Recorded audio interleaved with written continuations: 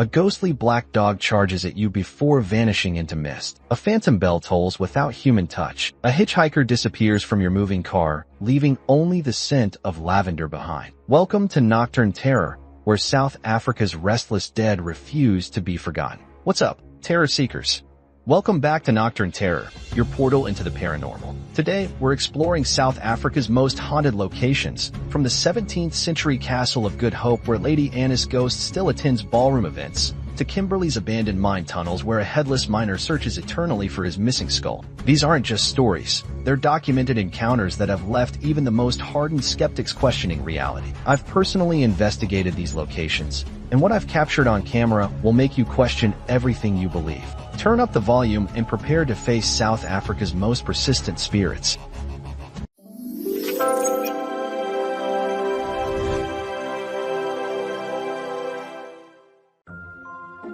Number 1. Castle of Good Hope, Cape Town. Standing as South Africa's oldest colonial building, the Castle of Good Hope was built between 1666 and 1679 by the Dutch East India Company. This pentagonal fortress has witnessed centuries of history and tragedy. The most frequently spotted apparition is the mysterious black dog that materializes on the grounds, often racing toward visitors before vanishing into thin air. Security guards report encounters with this spectral canine during night shifts, with some refusing to patrol certain areas after dark. Deep within the castle lies the Donker Gat, Dark Hole, a windowless dungeon where prisoners were chained in complete darkness, sometimes for days or weeks. Visitors standing near this chamber report hearing anguished moans and the rattling of chains. In 1803, a soldier hanged himself in this dungeon, and his restless spirit is said to be among those still trapped within. The elegant ghost of Lady Anne Barnard, who lived in the castle between 1797 and 1802 when her husband was colonial secretary,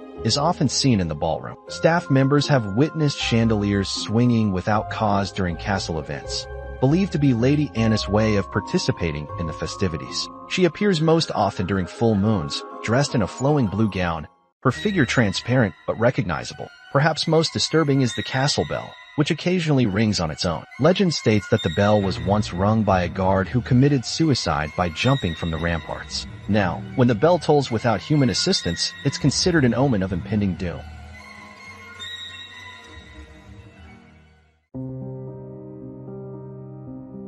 Now number 2. Tokai Manor House, Cape Town. Tokai Manor, with its grand white columns and sprawling grounds, looks like something out of a classic film. Behind this elegant facade lies a tragic tale that has embedded itself into the very foundation of the building. On New Year's Eve 1885, Frederick Eckstein, the young heir to the Tokai estate, had indulged in far too much champagne during the festivities. Caught up in the celebration and seeking to impress fellow partygoers, he led his prized stallion up the manor's marble staircase and into the grand hall. The horse, panicked by the unusual surroundings and slippery marble floors, lost its footing. Both horse and rider went down, with Frederick suffering a fatal head injury as he struck the ornate fireplace mantel. Now, on the anniversary of his death, the unmistakable sound of hooves can be heard clattering through the manor's halls. Visitors report sudden drops in temperature, even during the height of South African summer. Some have felt an invisible presence brush past them in the corridors, accompanied by the scent of champagne and horses. The manor's caretakers tell of portraits that tilt themselves crooked no matter how many times they're straightened, and of doors that unlock themselves in the night. Most disturbing are the accounts from overnight guests who've awakened to find muddy hoof prints crossing their bedroom floors, prints that disappear when examined in the morning light. Number 3. Uniondale Road.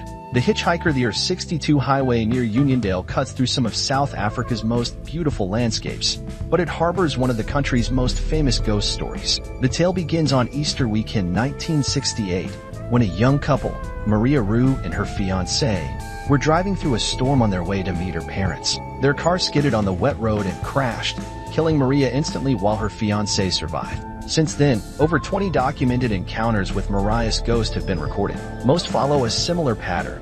A lone driver notices a young woman by the roadside during rainy or misty conditions. She wears a dark coat and carries a small suitcase. When offered a ride, she quietly enters the back seat, occasionally mentioning she's going to visit her parents in Riversdale. Minutes later, drivers are startled to find the back seat empty, with only the lingering scent of lavender, Mariah's favorite perfume. Some have reported hearing a soft thank you whispered in their ear the moment she vanishes. In 1973, a motorcyclist reported picking up a female hitchhiker who disappeared from his bike at the exact spot where Mariah's accident occurred. The incident so disturbed him that he reported it to the local police, who recognized the description as matching Maria. Paranormal researchers note that activity increases around Easter weekend, particularly when weather conditions match those of the night she died. Locals warn against driving that stretch alone during stormy Easter nights, saying Maria is still trying to complete her journey, trapped in an eternal loop between this world and the next.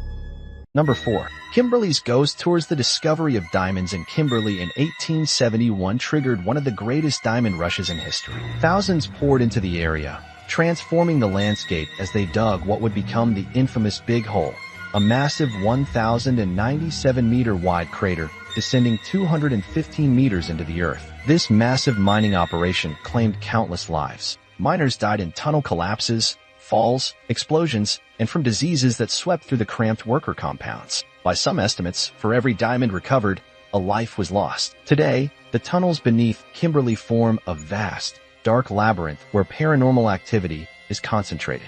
Tour guides report that certain tunnels remain inexplicably cold, even during sweltering summer days. Electronic equipment frequently malfunctions, with cameras capturing strange orbs and batteries draining instantly. The most common apparition is that of a headless miner, believed to be a worker decapitated in an early blasting accident.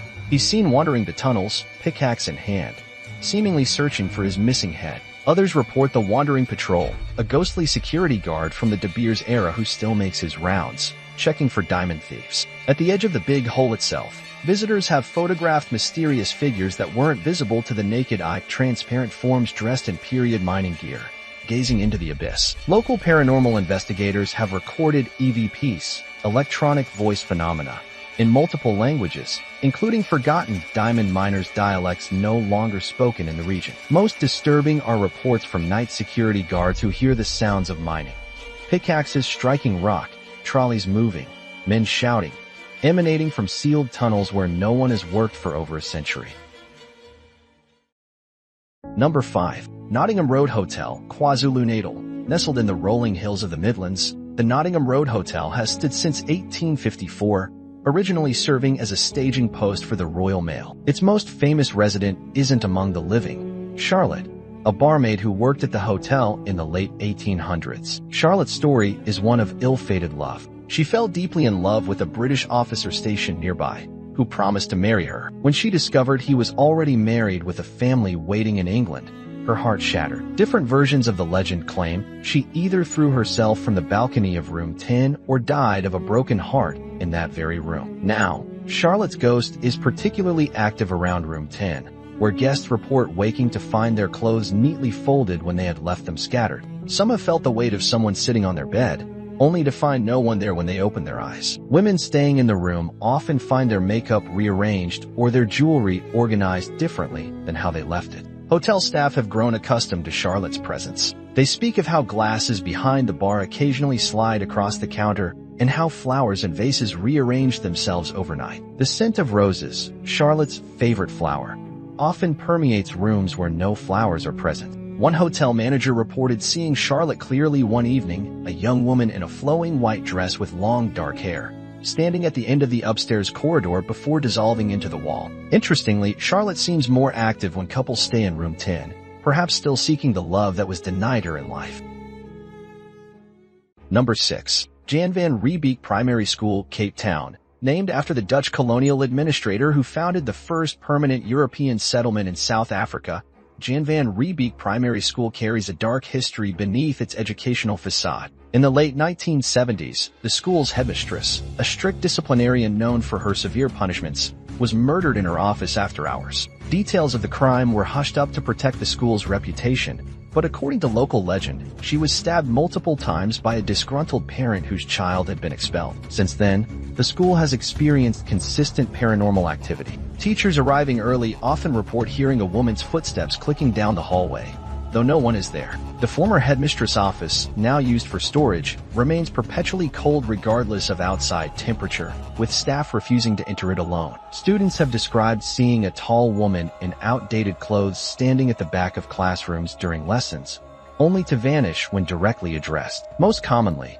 she's spotted standing perfectly still at the end of the main corridor during early mornings or late afternoons, watching silently as children pass. The school janitor refuses to clean certain areas after sunset, claiming that lights turn themselves on and off, and that he once saw a chair slide across a classroom floor without anyone touching it. Most disturbing are the detention slips occasionally found on teachers' desks in the morning, written in handwriting that matches the deceased headmistress' signature from old school records, always noting infractions that actually occurred the previous day, though no one issued the slips.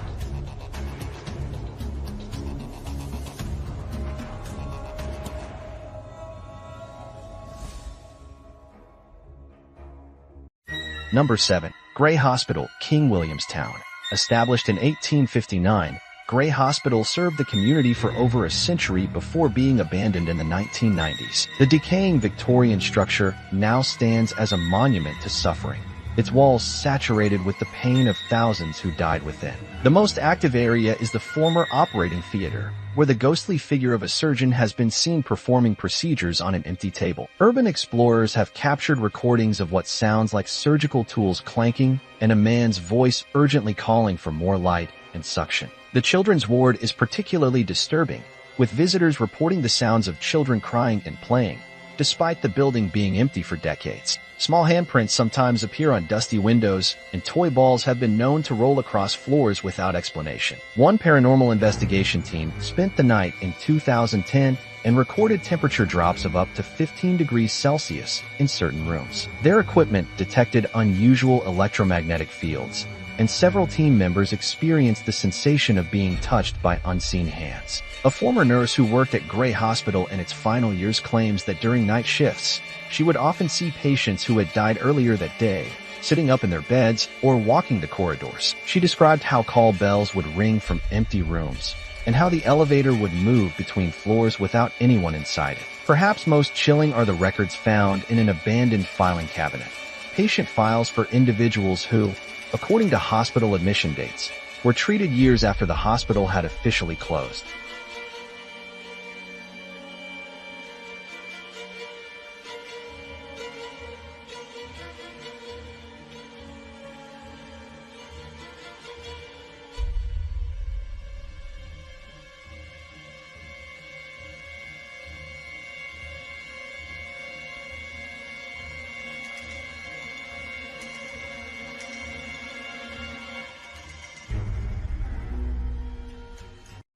Number 8. Old Presidency, Bloemfontein.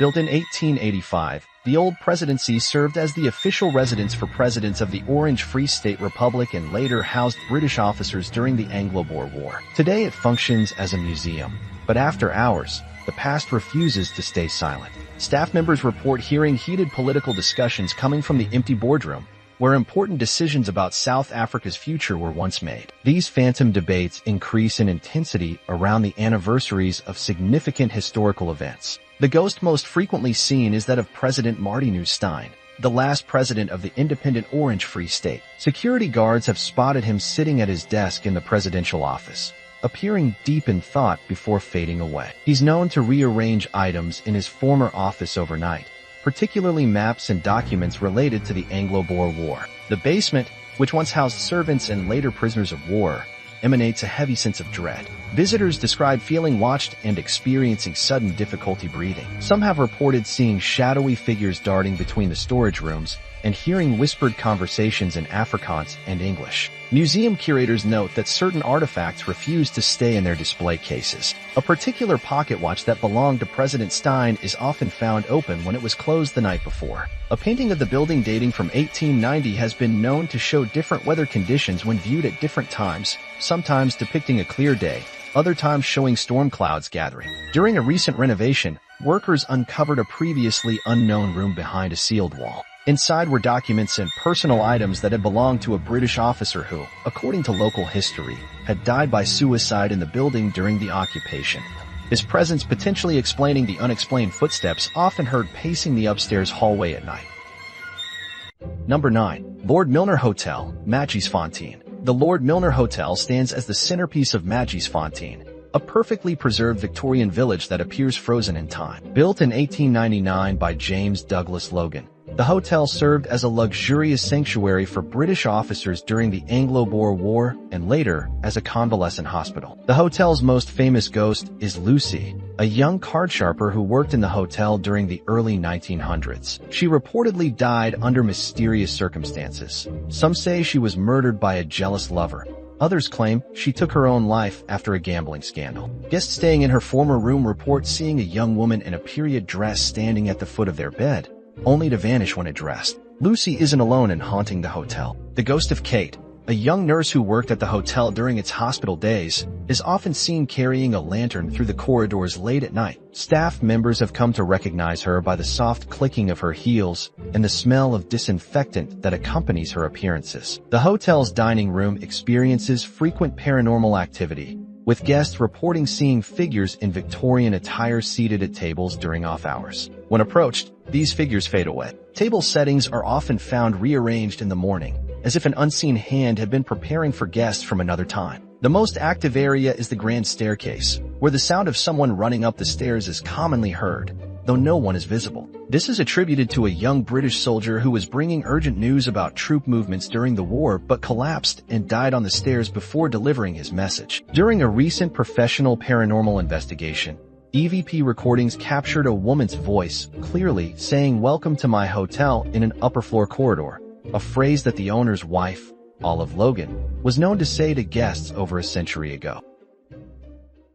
Number 10. Groot Constantia Wine Estate, Cape Town. As South Africa's oldest wine estate, established in 1685 by Simon van der Stel, Groot Constantia carries centuries of history in its soil. The elegant Cape Dutch manor house and sprawling vineyards have witnessed generations of triumph and tragedy. The estate's founder, Simon van der Stel, seems reluctant to leave his beloved property. Estate workers report seeing his figure standing among the vines during full moons, seemingly inspecting the grapes. He appears as a solid figure in period Dutch clothing, only fading away when approached. Longtime staff claim that vintages tend to be particularly exceptional in years when van der Stel's apparition is spotted more frequently. The manor house kitchen is a hotspot for paranormal activity. Staff opening the building in the morning often find evidence that the kitchen has been used overnight: warm embers in the hearth, the lingering smell of freshly baked bread, or wine glasses left out when they had been stored away. The estate's historical records mention a slave cook named Anna who was known for her exceptional culinary skills. Some believe she still prepares phantom feasts in the kitchen she once ruled. In the wine cellar, visitors report sudden cold spots and the sound of barrels being moved, though nothing visibly changes position. Wine tasting guides tell of bottles that mysteriously fall from perfectly secure racks whenever someone speaks disrespectfully about the estate's history or wine quality. Perhaps most intriguing are the reports from overnight security guards who claim to see lanterns moving between the vineyard rows on stormy nights, as if ancient vineyard workers are still tending to the vines during bad weather, protecting the legacy that has endured for over 3 centuries. During the estate's annual Harvest Festival, staff members have reported seeing additional figures in historical dress participating in the celebrations, figures that don't appear in any photographs taken during the event. If this video sent chills down your spine, make sure you're part of the Nocturne Terror family by smashing that subscribe button and hitting the notification bell. Want to see me investigate one of these locations in person? Drop the name in the comments below. And if you've had your own paranormal experience at any South African location, share your story. It might become our next investigation. New videos drop every Friday at midnight, because that's when the veil between worlds is thinnest. This is Nocturne Terror, where we don't just tell ghost stories, we prove them real.